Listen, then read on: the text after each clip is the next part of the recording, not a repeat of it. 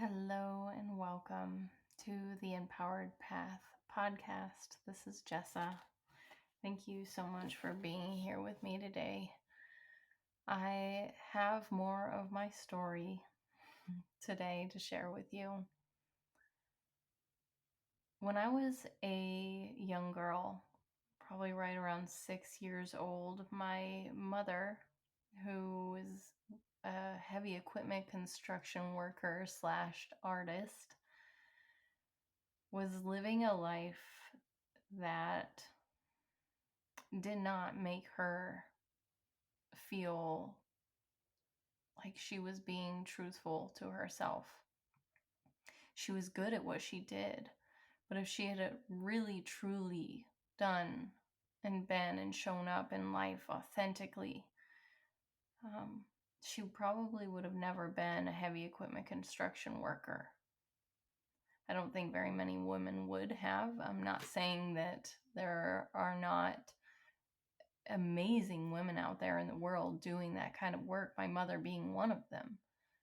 But typically, with that, is a woman like my mother who is very feminine naturally.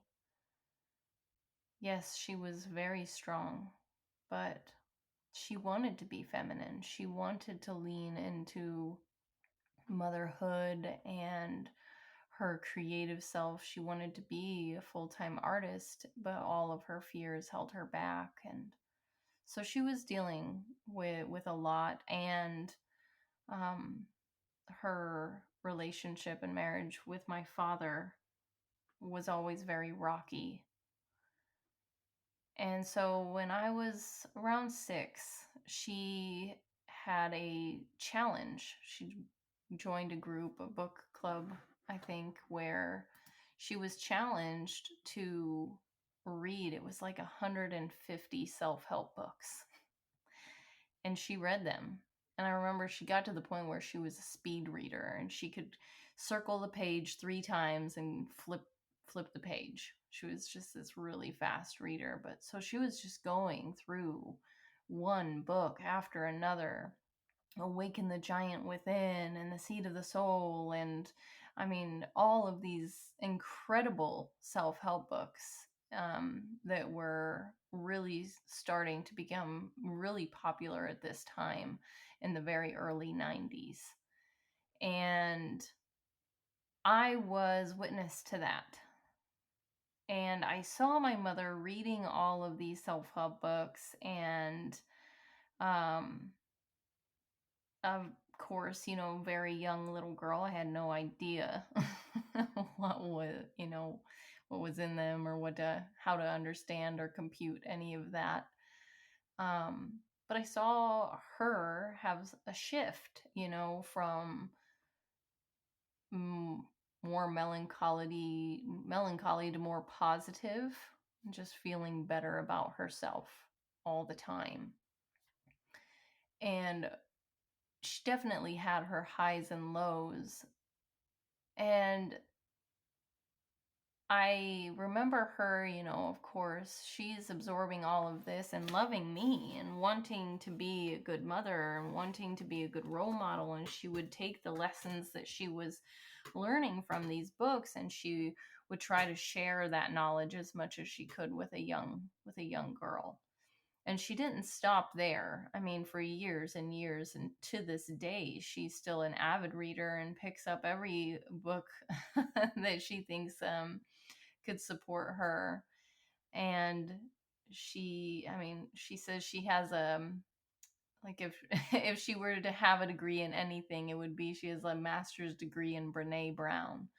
Just reading all of these self-help books and absorbing all of that information, and she's used it as a way to really, when I was younger, I started to not like them because I saw them as something that she just kept gobbling up, but they didn't make a difference. I thought of them as like they were like potato chips, just one after the other, no real nutrients, just something to make her feel better. And I realize now, of course, that they really did have a huge impact and they really did help her and in a big way. And they may have not made these huge and massive alterations in her life like right after reading, but over the long haul, they inserted more joy into her life. And that, just that, there's something to be said for it, right? Just having a little more hope, a little more positivity, a little more confidence. Like, what if she had not had those? How would she have reverted then? How would she have felt if she had not had these inspiring words to lean on in dark times? And so as she, however, as she was, imparting the wisdom that she was learning from these books on me and trying to get me to absorb them in a way that she wasn't, she was able to listen to them and apply them as far as she could, but they were not making these big life altering changes, but she hoped that they would for me. And so she was trying to, you know, share quotes and stories out of these books with me in hopes that I would take them and truly run with them, that I would hone this like big beautiful confidence and take on the world. And if you listen to my previous podcast, you'll know that there was a light about me, when I was a young girl. I wasn't fearful or afraid. That was something that came a lot later. At first, my original little girl was very confident and bold and wanted to stand out. And she saw that, and she, had big dreams for me. And so unfortunately, I took that as a lot of pressure, and I didn't heed her words so much as I heeded her actions. And I think that is in itself a huge lesson for all of us as parents. If you are a mother or a father, and you must remember that our children do as we do, not as we say. And we pick up the habits and the limiting beliefs and those ingrained, programmed dogmas that's what is passed down. And so if you're going to preach something, you have to act on it. And we're all doing the best we can as we go. We're all just trying our hardest to make our way forward the best that we can with the tools that we are given. And as someone who doesn't necessarily love technology that much, we're in the age of it. And because of that, we have a lot more information at our disposal than we've ever had before. And because that, yes, there are bad sides to it, because there's not great information out there and there's a lot of nonsense, but there also is all of these books now on the internet being passed like around, and it's in our phones and it's in our social medias, and there's these things that we're able to see and feel on a deeper level. And even this podcast now, all of this is new, but it can be this wonderful thing because now we have more tools. Just like I was able to finally see, what it was my mom was saying all those years. Now I'm younger and have my children and am doing the same work, and I'm able to look at my children and see what I've done and what I'm doing and and how it's impacting them, and talk through it and give them the love and the grace and the information that I have, and have learned now, in hopes that they take it, that they learn it, that it impacts them now. um, Yoga, for example, has been this incredible tool to help me, not only just with myself in my own daily life, but as a mother, showing them how to breathe, how to flow, how to connect with your inner light. I mean, there is just so much more that I'm able to give and more tools that I'm able to impart. But back to the books, 150 self-help books in 1 year. And then more and more and more. I mean, thousands of books that she's read and that she flipped through, speed reading, to be able to absorb them all, right? But did she really absorb them? Were they really able to be made useful? And there's so many books out there, right? Especially, you know, these new self-help books that have prompts and journal prompts and resources and all of these things to help us. But most of us are busy, busy, busy. We're listening to the book just like you're listening to this podcast. And we may be feeling better in the moment, just like we do if we go and sit in a therapist's office. Right? We're actually thinking about this thing and we're able to feel better and make a plan, but then we get out into the world and it doesn't stick because we haven't done like the actual follow through work. And so when I created the Empowered Path, I knew I wanted a book club to be included. And I wanted a book club that really did slow down to do the work. And you weren't trying to plow through a book in a month, even though, yeah, you can put it on Audible and listen to it on your way to work every day and get through it pretty quickly. But it doesn't allow for you to really absorb it, to really implement the different techniques, take what works for you, not use what doesn't work for you, figure out what is aligned and what isn't, and all of those things. And so in the Empowered Path Book Club, my hope is that we meet bi-weekly, that we workshop the book together, that we go through it together and share in community regularly and process these books in a way that we're truly impacted and supported, because these authors, just like me, are doing this with their whole hearts. You know, like, I learned this thing and I have become a better person and version of myself and the higher version of myself because of these things. Please do this with me. You know, take these words and heed them. But if we don't slow down, we can't do that.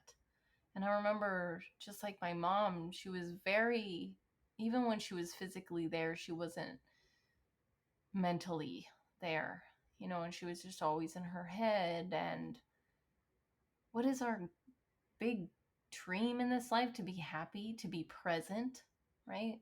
Because that's where real happiness is. It's in the present moment. But we're stuck in the past and we're stuck in the future and we're everywhere but there.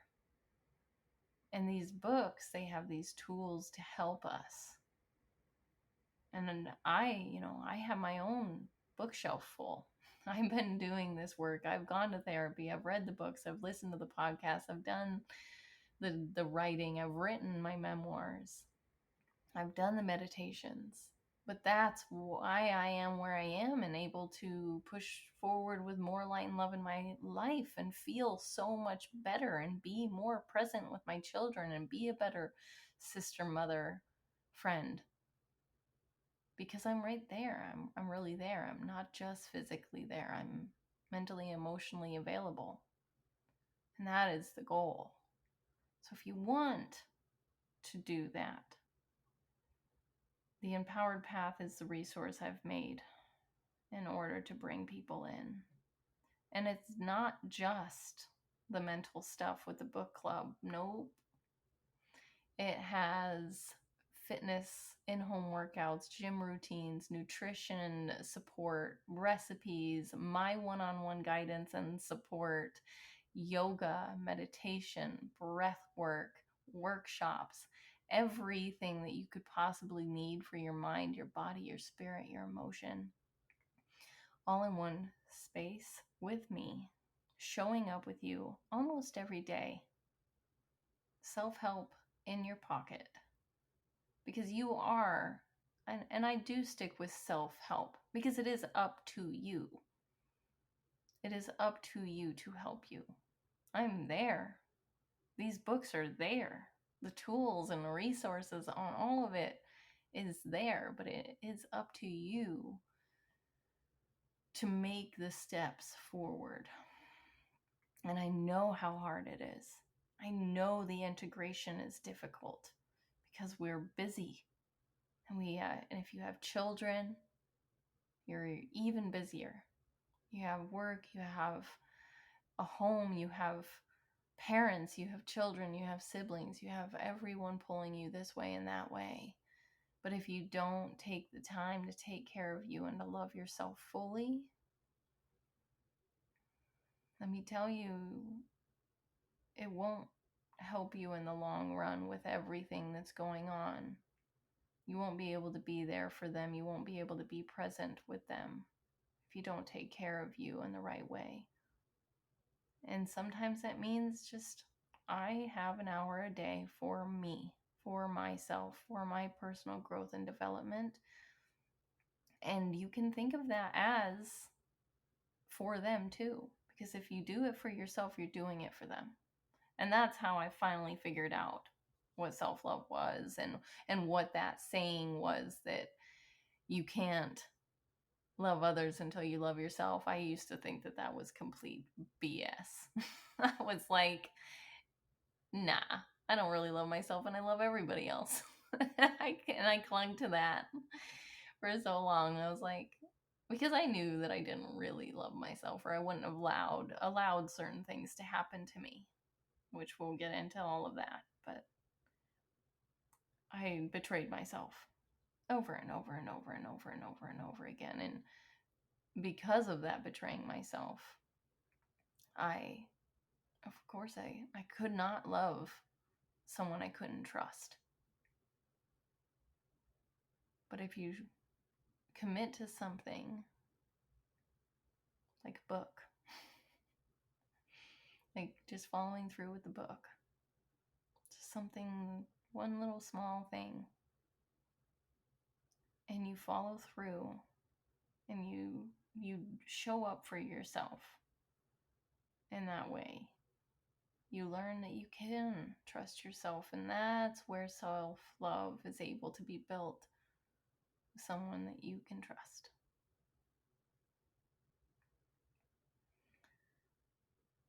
So just like when I was a little girl and I knew my mom was reading all of those books, I am now doing that same work and imparting all of this wisdom on my kids and sharing all of this information with them is in, in doses. Yoga specifically has changed everything for me when it comes to motherhood. And these meditations and just the self-awareness. Because once you become self-aware, you're more aware of everyone else too, in the world around you. It's an interesting thing that happens, but it's beautiful. So that's my little spiel for today. Just about 20 minutes. I hope you have a beautiful day. I invite you to slow down for a moment now. Either soften your eyes or close them. Take a deep breath in. Exhale it out. Relax your shoulders, relax your jaw. Inhale. Exhale. One more time. Inhale. Exhale.